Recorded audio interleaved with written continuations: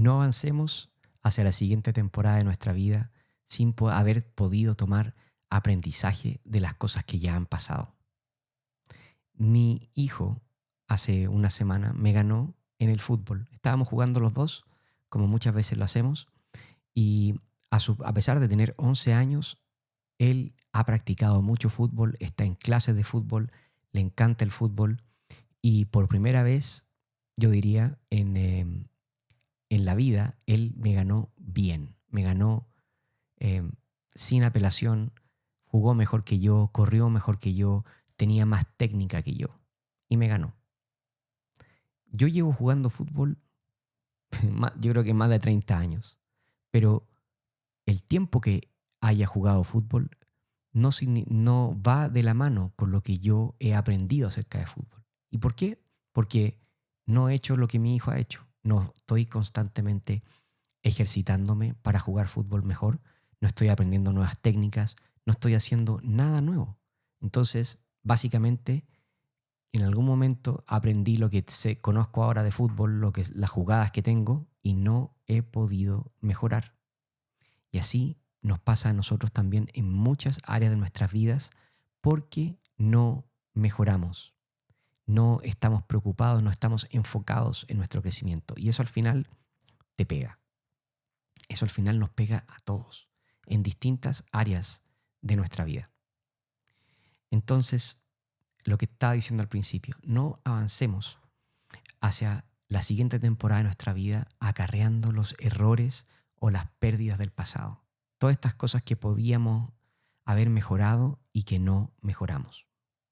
Estamos en el segundo episodio de la serie No llames a Saúl, donde estamos aprendiendo cómo la Biblia, y más particularmente la historia de Saúl, nos puede entregar poderosas lecciones para poder enfocarnos en nuestro crecimiento y para ver cómo Dios a través de su palabra nos puede ayudar a crecer y a ser mejores. Si no viste el primer episodio, te voy a dejar el link en la pantalla para que lo puedas hacer clic, pero te recomiendo que puedas escuchar tranquilamente también el primer episodio, porque en ese episodio hago toda la introducción y te hago un marco en el cual nos estamos siguiendo en este momento. ¿Vale? Bueno, y en esta serie estamos viendo cómo la inseguridad gatilla ciertas conductas que podemos ver claramente en Saúl, pero que también, si miramos detenidamente, también las podemos ver en nuestro propio carácter. Entonces, por ejemplo, esta inseguridad hace que que tengamos tendencia a enojarnos. Entonces, no somos enojones, somos inseguros. No somos celosos o celosas, somos inseguros. No somos personas complacientes, sino que somos inseguros. Esto también lo vivió Saúl. Que no te pase a ti. Como lo vimos en el primer capítulo, Dios le entregó un nuevo corazón a Saúl. Dios le dio un nuevo corazón. Puso en él un corazón nuevo, dice la palabra. Pero, ¿qué pasó? Que Dios puso una semilla, pero Saúl decidió no regarla. Entonces, como no la regó, no creció, se marchitó y al final se murió. Y eso es lo que nos pasa a muchos de nosotros en distintas áreas de nuestra vida. Déjame que te lea Proverbios 29-25. Dice, temer a la gente es una trampa peligrosa, pero confiar en el Señor significa seguridad. Déjame que te lo lea nuevamente. Temer a la gente es una trampa poderosa, pero confiar en el Señor significa seguridad. ¿Qué palabra más grande esa? Imagínate, lo que nos está diciendo es que si estamos constantemente temerosos de la gente, vamos a caer en una trampa. ¿Pero en qué? ¿Qué nos da seguridad? Confiar en Dios. ¿Mm? Y en esto nos vamos a enfocar hoy, en temer a la gente, en alterar nuestro comportamiento, ser complacientes. ¿Por qué? Por nuestras inseguridades. El doctor Henry Cloud dice que ser una persona complaciente significa decir que sí cuando deberías decir que no, o alterar tus palabras o tu comportamiento solo para obtener la aprobación de alguien o evitar su rechazo.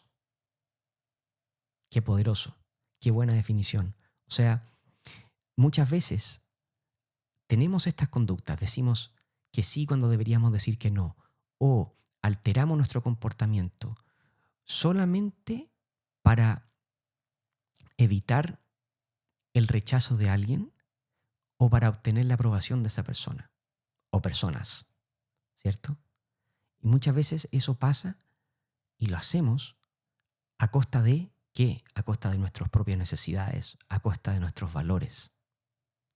Y ahí está el gran problema, porque al final estoy pensando en mi cabeza constantemente, bueno, es que si digo que no, estas personas me van a rechazar, si digo que eh, eh, pienso también que su felicidad es mi responsabilidad, etcétera. Y esto te mantiene pegado donde estás. Y esto significa tener temor a la gente. Justamente lo que habíamos visto en el proverbio que te había leído anteriormente. Y eso significa estar constantemente temeroso a la gente. ¿Y qué decía el proverbio?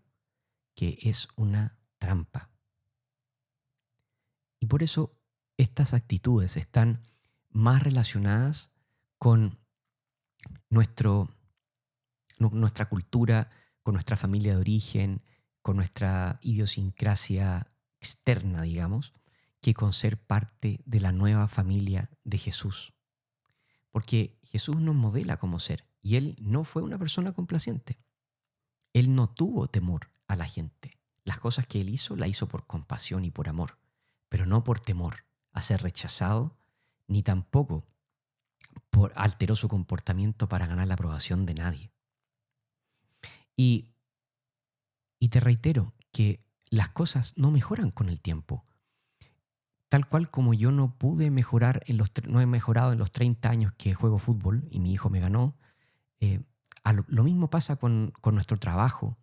Si no estamos enfocados también en nuestro crecimiento, en nuestro aprendizaje en el lugar del trabajo, cualquiera que sea, o en el colegio, en tus estudios, etcétera, no vas a mejorar simplemente dejando pasar el tiempo. Y lo mismo pasa en nuestra vida espiritual.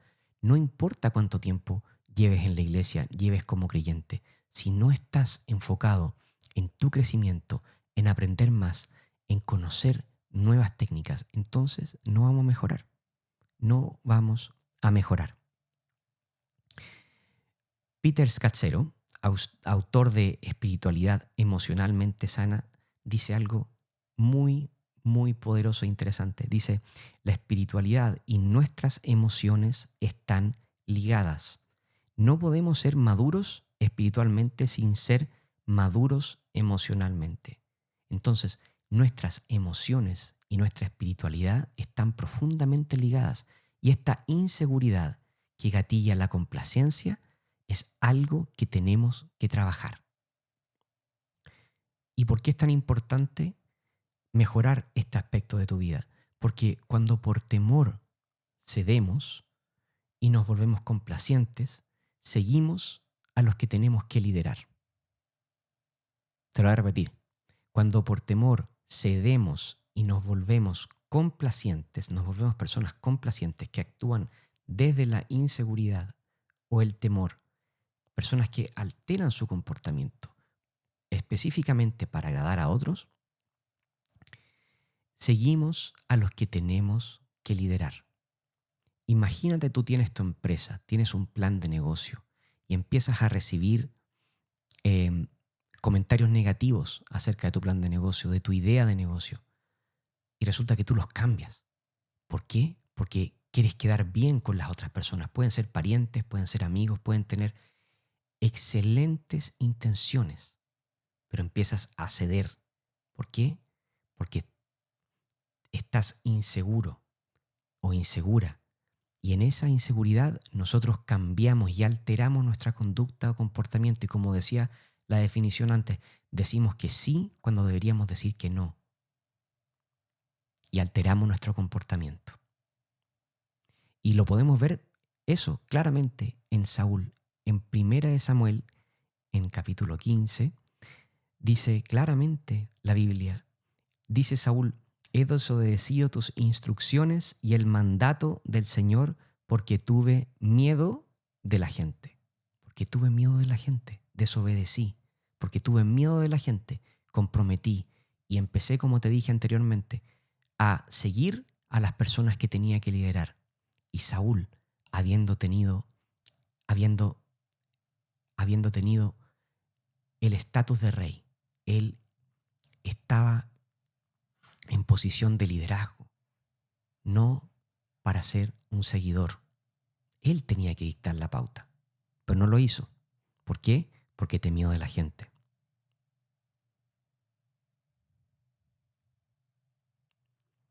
¿Y por qué no tenemos que tenerle miedo a la gente? ¿Por qué no tenemos que tenerle miedo a la gente? Bueno, porque Dios está si nosotros actuamos bien, si ponemos nuestra confianza en Él, como dice el proverbio, entonces Dios unge, le da el visto bueno, le da el check, le hace el check a nuestro auténtico ser, con nuestras virtudes y con nuestros defectos, por supuesto.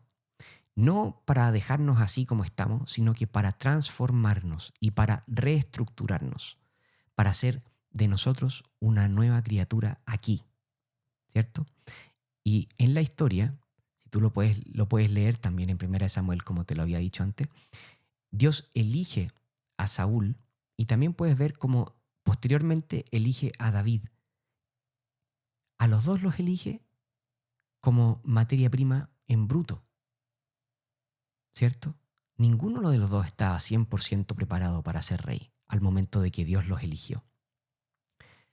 Y Dios, ¿cuál es la diferencia? En que Dios los eligió porque sabía que ellos tenían el potencial de ser buenos reyes, a los dos, y puso en Saúl un corazón nuevo. Pero la diferencia, como ya lo hemos visto, es que Saúl no tomó el regalo que Dios le dio. Saúl no tomó el corazón nuevo que Dios le dio. Y en cambio David sí lo tomó y dijo: pon en mí un corazón limpio. Esa es la gran diferencia entre Saúl y posteriormente David, que lo sucedió. Y esto pasa al revés de lo que pasa en nuestra sociedad. Porque yo como jefe no ascendería a alguien que no estuviese seguro de que esa persona va a actuar bien si es que lo haciendo o la haciendo, ¿cierto? ¿Por qué? Porque quiero estar seguro de que esa persona se va a desempeñar bien en el cargo. Y por supuesto que no lo haría si no tengo certezas y seguridades. ¿Por qué? Uno, se dice llanamente, porque los estaría poniendo a esas personas en una situación de estrés y que podría causarles daño, ciertamente. Y lo segundo, muy importante, porque me comprometería a mí también. Si a esas personas le va mal, a mí me iría mal, tendría que suplir yo también por ellos. Entonces, obviamente por mí también.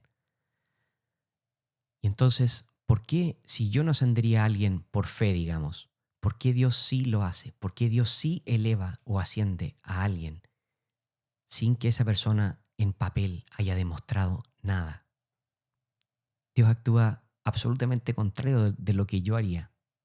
Y Él lo hace lisa y llanamente porque Dios sabe lo que puso en ti. Dios sabe lo que ha puesto en nosotros. Él sabe lo que podemos hacer y lo que no podemos hacer. ¿Por qué? Porque Él es nuestro creador. Él nos formó, Él nos creó. Y nadie más que Él puede saber de lo que somos o no somos capaces. Yo puedo tener una buena idea, una buena estimación. Puedo tener una, una razón fundada, pero Dios sabe exactamente lo que ha puesto y depositado en nosotros, cuál es nuestro máximo potencial. ¿Por qué? Porque Él es nuestro creador y Él nos creó y Él sabe perfectamente lo que podemos y lo que no podemos hacer. Y sabes, te digo algo, y esto quizá no te ha puesto a pensar en esto de esta manera, pero muchas veces nosotros sabemos que Dios es el creador de todo, ¿cierto? Está en el Génesis. Él habla a través de la Biblia de su capacidad para crear. Pero déjame preguntarte algo. ¿Qué creador crea algo para que falle? ¿Qué creador se toma el tiempo, la dedicación, el trabajo para crear algo único? Y Dios ha creado billones de personas únicas en este mundo. ¿Y quién crea algo o alguien para que falle? ¿Cierto? No pasa. No pasa con ningún creador, ningún inventor en nuestro mundo, y menos va a pasar con Dios. Como dice también Filipenses, Pablo dice que el que empezó el trabajo en nosotros lo va a completar. Dios va a completar el trabajo que empezó en nosotros. Solamente tenemos que dejarlo. Tenemos que limpiar el camino, salirnos del camino para que Dios pueda instruirnos y nosotros podamos poner de nuestra parte para tomar las cosas y el crecimiento y el potencial que Dios tiene para nosotros. Te doy otro ejemplo. Dios le da a Salomón, al rey Salomón, sabiduría después de que él se la pide para guiar a su pueblo. Después de que Salomón fue lo suficientemente autoconsciente para darse cuenta de cuáles eran sus limitaciones y cuáles eran sus necesidades también. Y una vez que Salomón hace esto, es que Dios le da la sabiduría por la cual Salomón es famoso. Pero el potencial para que Salomón tuviese esa sabiduría ya estaba. Ya lo había puesto Dios en él. Pero cuando Salomón pide extender sus límites, extender sus capacidades, extender lo que él ya había llegado, hasta donde él ya había llegado, entonces Dios le concede esta sabiduría por la cual es famoso. Entonces volvemos a lo que decía el proverbio, que es: nuestra seguridad viene de confiar en Dios.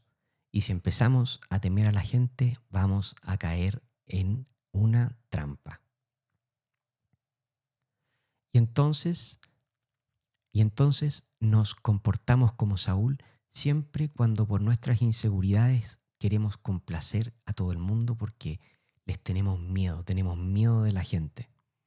Eso nos pasa y empezamos a actuar como Saúl. Y en esta historia, en la historia de Saúl, él se preocupaba de mantener a la gente porque él cambió su propia percepción de sí mismo cuando la gente lo hizo rey. Por lo tanto, él quería siempre mantenerlos felices.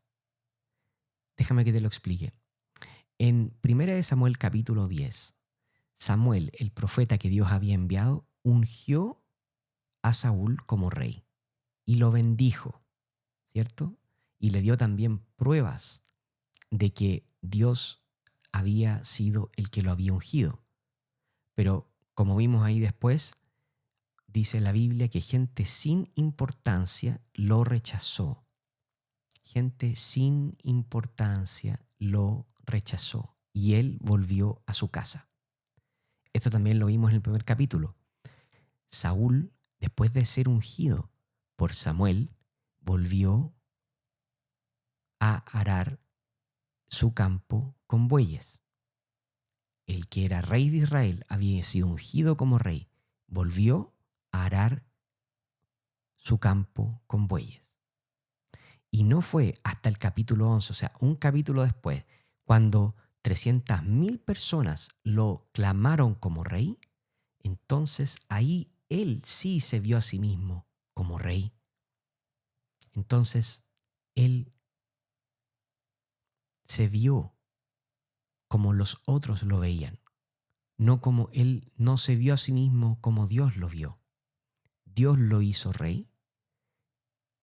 Había quedado muy claro eso con lo que hizo Samuel, pero sin embargo él no se comportó distinto, no se vio él mismo como un rey, sino que hasta cuando la gente lo proclamó como rey, ahí sí dijo: Él ahí sí cambió su comportamiento y ahí él sí se vio como rey. Y eso es muy importante, porque al final eso, la falsa percepción de Saúl de que las personas lo habían puesto donde estaba, hizo que él cometiera error tras error tras error, porque él empezó a seguir a las personas que tenía que liderar.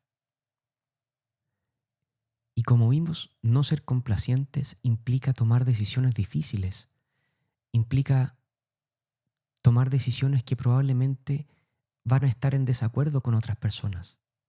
Y eso está bien, es parte del proceso. Porque la complacencia es un comportamiento que se basa, como ya lo hemos visto, en la inseguridad. Y la inseguridad tiene raíz en el miedo. No ser complacientes, para concluir, implica tomar decisiones difíciles que probablemente otros no entiendan. Y eso está bien, es parte del proceso. La complacencia es un comportamiento que se basa en la inseguridad, como ya lo vimos, y la inseguridad tiene raíz en el miedo. Dios dice a través de la Biblia, no temas o no tengas temor, más de 300 veces, no las he contado todas, pero es lo que muchos académicos cuentan. Y esto significa no solamente temer cosas grandes o grandes peligros, sino que también, como lo vimos en el proverbio, no tener temor a la gente, al que dirán, y alterar nuestro comportamiento o nuestras decisiones para caerles bien a otros o para evitar su rechazo. Eso es temor a la gente y lo que estamos buscando es confiar en el Señor. Hasta la próxima.